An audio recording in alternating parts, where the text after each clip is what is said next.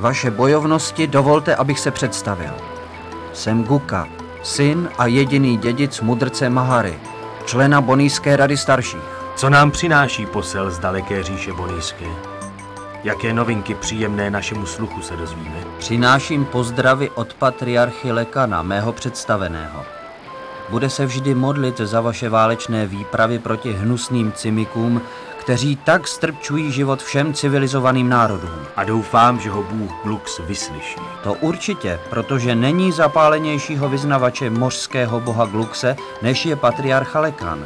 Není dne, aby v chrámu blednoucího úsvitu neskládal hold našemu bohu. Však my se také účastníme pobožností v klášteře Orinském. A v Brzku přineseme našemu bohu Gluxovi tu nejvyšší oběť, kterou král přinést může. Obětujeme mu svoji dceru Lidru. Předpokládám, že se této pobožnosti také zúčastníš. To snad od nás dobrotivý bůh Glux nevyžaduje. Samozřejmě, že se rád zúčastním. Je mi velikou ctí. Odplouváme zítra za úsvitu. Vaše bojovnosti, měl bych ještě jednu poníženou prosbu. Ano? Pokud by vaše bojovnost nic nenamítala. Potřeboval bych promluvit s vaším rádcem. Skutečně? Tady můj rádce a nejlepší přítel Penza ti jistě rád poskytne několik chvil svého drahocenného času. Penza? Já jsem ale chtěl mluvit s vaším rádcem Digorem. S tím zrádcem, kterého sám Glux nedávno potrestal. Jeho zrádnou činnost proti mé vládě bych neprohlédl, kdyby nebylo Penzy a našeho milovaného boha Gluxe, který zrádnému Digorovi podstatně zkrátil čas jeho žití. Je mrtvý? O nikoliv.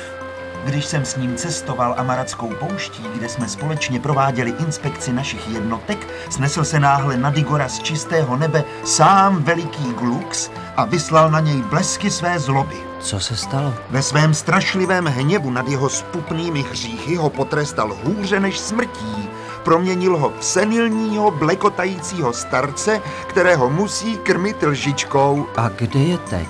Chtěli jsme ho zanechat na smetišti, ale na přímluvu princezny Lidry jsme ho ponechali pod silnou stráží v jeho bytě. Mohu ho vidět? Nemyslím, že by to bylo vhodné. Pokud se chceš zúčastnit obětní slavnosti, neměl by ses znečišťovat přítomností takového hříšníka. Ale já... Propouštíme tě v milosti, poutníku. Odebeř se nyní do kláštera Orinského a očisti svoji duši před nadcházející slavností.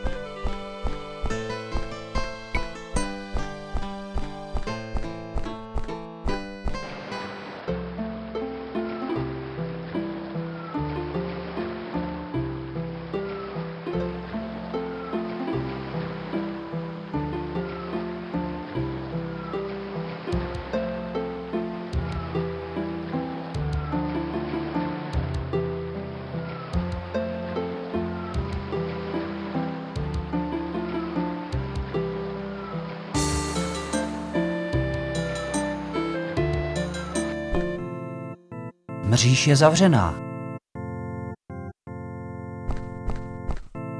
Hej, je tam někdo? Co tě k nám přivádí, poutníče? Král Avaralu mě sem posílá, abych v klidu rozjímal nad vůlí boha Gluxe a studoval jeho učení. To je chvályhodné rozhodnutí. Naše zařízení je připraveno splnit v tomto směru všechna tvoje přání. Mohu tedy dovnitř? Jistě. Ale je zvykem, že poutníci přinášejí na počest boha Gluxe nějaký malý dárek. Prosím, jaký dárek máte na mysli? Skutečně zbožný poutník by se tak hloupě neptal. zpytuj své hříšné svědomí. Až na to přijdeš, přijď.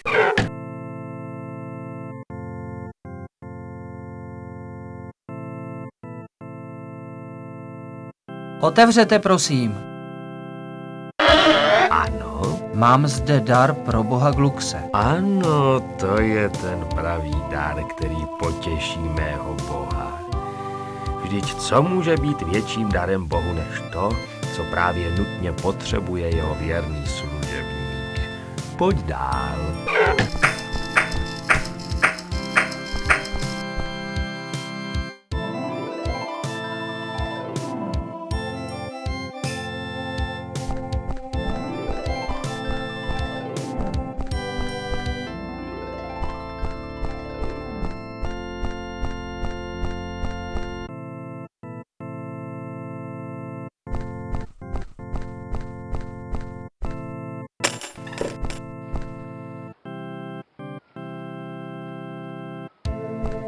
Dozvěděl jsem se, že vaše knihovna je nejobsažnější na celém světě, co se týče knih o našem milovaném bohu Gluxovi. Samozřejmě, že ano. Jsou tu spisy všech našich svatých. Kdybych to vzal od kraje, tak svatého Alferose, Ametiga, Anoráda, Apida, Asanera. To by snad stačilo. Máme tu celkem 6800 svazků a všechny jsou o bohu Gluxovi. Ve které knize jsou o něm nejpodrobnější informace? To nevím, ale máme tu několik mnichů, kteří přečetli téměř všechny naše knihy, takže by vám ve výběru mohli pomoci. Jsou to bratři Raši, Bodelian a Demotev, kteří žijí v celách na začátku chodby. Děkuji.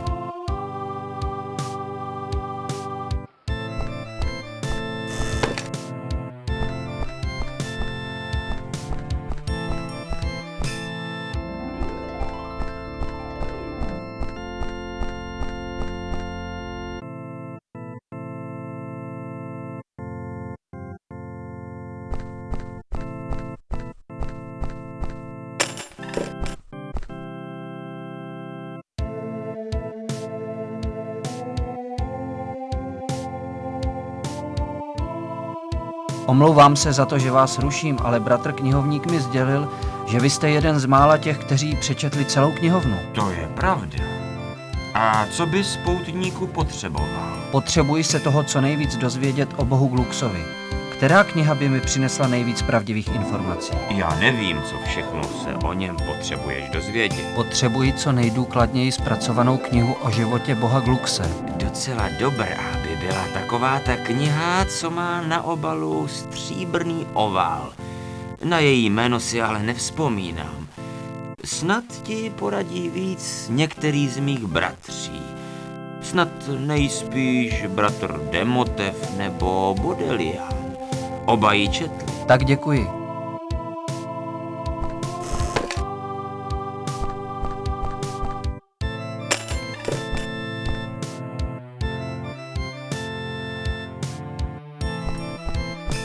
Posílá mě za vámi bratr Raši. O co jde? Potřebuji co nejdůkladněji zpracovanou knihu o životě boha Gluxe. Těch je mnoho, nevím, co bych ti mohl poradit. Bratr Raši říká, že by mi doporučoval takovou, která má na obalu stříbrný ovál. Aha, to je taková ta, co je na titulní straně Bůh Glux zelený a fialový. Ale na její jméno si nemohu vzpomenout. Možná, že si na ní vzpomene některý z mých bratří Raši nebo Bodelian. Tak děkuji.